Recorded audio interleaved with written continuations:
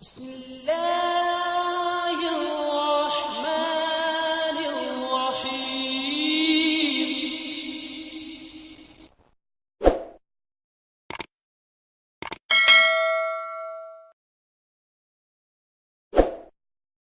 یہ مسیم السلام کیوں لدھیانہ میں پہلے بیعت کیا، کیوں نہیں قادیان میں لیا؟ اس کے پس منظر تفصیل کیا ہے؟ اچھا سوال ہے، موقع کی مناسبت سے انہوں نے پوچھا ہے، محترم کوثر صاحب سے درخواست کروں. جی، اس سلسلے میں عرض یہ ہے کہ اللہ تعالیٰ نے حضرت مسیح موعود علیہ السلام کو الہاماً فرمایا تھا کہ تیرے ہوشیارپور اور لدھیانے کے زبر کو ہم نے بابرکت کر دیا. حضرت مسیح موعود علیہ السلام نے جو ایک خدائی تفہیم کے تحت آپ قادیان سے لدھیانہ تشریف لے گئے اور وہاں آپ نے اپنے سارے بیعت کرنے والوں کو دعوت دی تھی. اب اگر ہم غور کرتے ہیں اس ساری پیشگوئی پہ کہ اس کا پس منظر کیا تھا. لدھیانہ اس وقت لاہور کے بعد متحدہ پنجاب کا سب سے بڑا شہر تھا اور یہ صنعتی اعتبار سے ایک مرکز کہلاتا تھا. ہر طرف سے یہاں پہنچنا آسان تھا اور جہاں جہاں سے بھی صحابہ چاہتے بڑے آرام سے وہاں پہنچ سکتے تھے. ایک تو ظاہری وجہ یہ تھی، اور دوسری ایک اہم وجہ یہ تھی کہ رسول کریم صلی اللہ علیہ وسلم نے یہ پیشگوئی فرمائی تھی کہ جب امام مہدی اور مسیح موعود علیہ السلام آئیں گے، وہ دجال کو لد کے باب لد کے اندر جو ہے وہ اس کو قتل کریں گے.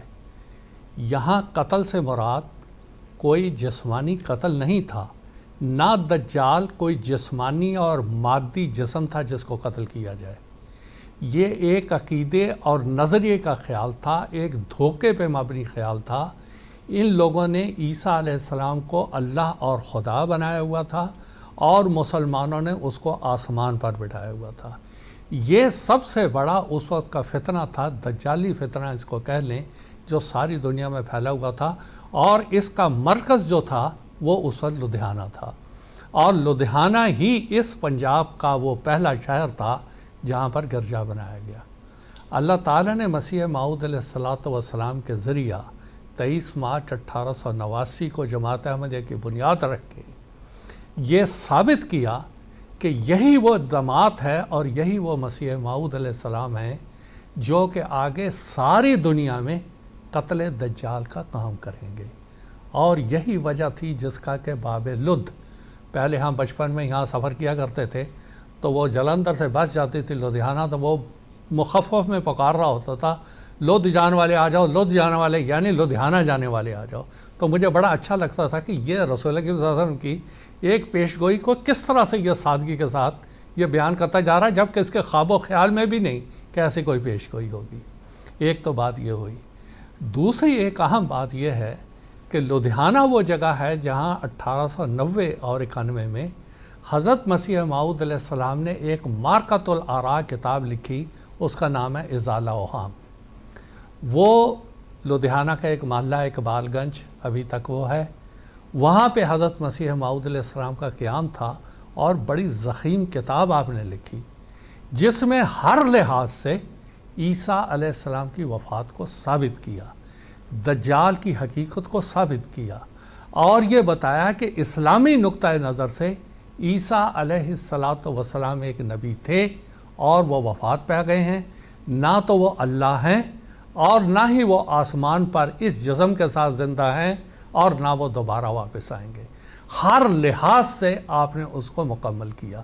اور وہ جو کتاب تھی وہ ایک مارکۃ الآراء کتاب تھی اور وہ ایک سنگ میل تھی جس نے عیسیٰ علیہ السلام کی وفات کو ثابت کیا اور دنیا کے سامنے یہ ظاہر ہو گیا کہ عیسیٰ علیہ السلام فوت ہو گئے.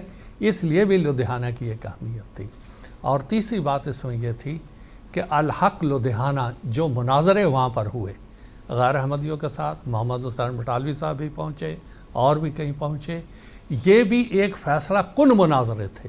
اور وہاں اب سوال کے اختتام پر ایک جواب کے ایک لطیفہ مولوی نظام الدین صاحب کا، وہ حضرت مسیح موعود علیہ السلام کے پاس آئے، کہنے لگے کہ کیا مناظروں کا سلسلہ لدھیانے میں شروع ہو گیا، کیا آپ قرآن سے یہ ثابت کر قرآن میں کہیں یہ ہے کہ عیسیٰ نبی عیسیٰ علیہ السلام فوت ہو گئے ہیں، تو حضرت مسیح علیہ السلام نے بہت سی آیات وفات مسیح کی پڑھ کے سنا دی۔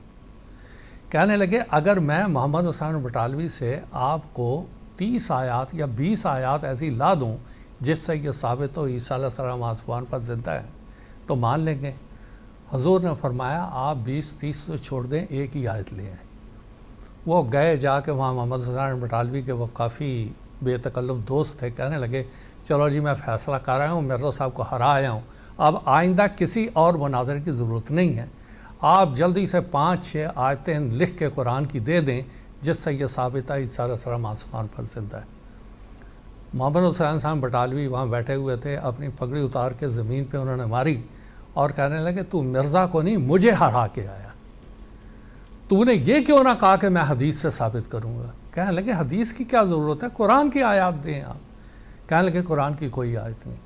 خاموشی سے وہاں اٹھے اور آ کے مسیح صاحب کی مجلس میں آ گئے۔ حضرت مسیح صاحب نے ان کو افسردہ سا دیکھا تو پوچھا نظام الدین صاحب وہ لے آئے آیات؟ کہنے لگے نہیں، وہ کہتے ہیں کہ نہیں ہے میرے پاس آیات۔ تو کہنے لگے جب ان کے پاس نہیں ہے، ان کے ساتھ قرآن نہیں ہے تو آپ کس کے ساتھ ہیں؟ کہنے لگے جس کے ساتھ قرآن میں اس کے ساتھ میں آپ کی جماعت میں شامل ہوتا ہوں۔ تو یہ وہ ایک لمبے واقعات ہیں لدھیانہ کے، وہ اب بتایا نہیں، غلام نبی صاحب، خوشاب والے اور بھی کئی، وہاں ایک اچھا ایک دنگل رہا وہاں پہ سارے مذاہب کا، اور وہ اس لیے اللہ تعالیٰ نے وہ لدھیانے کو چنا۔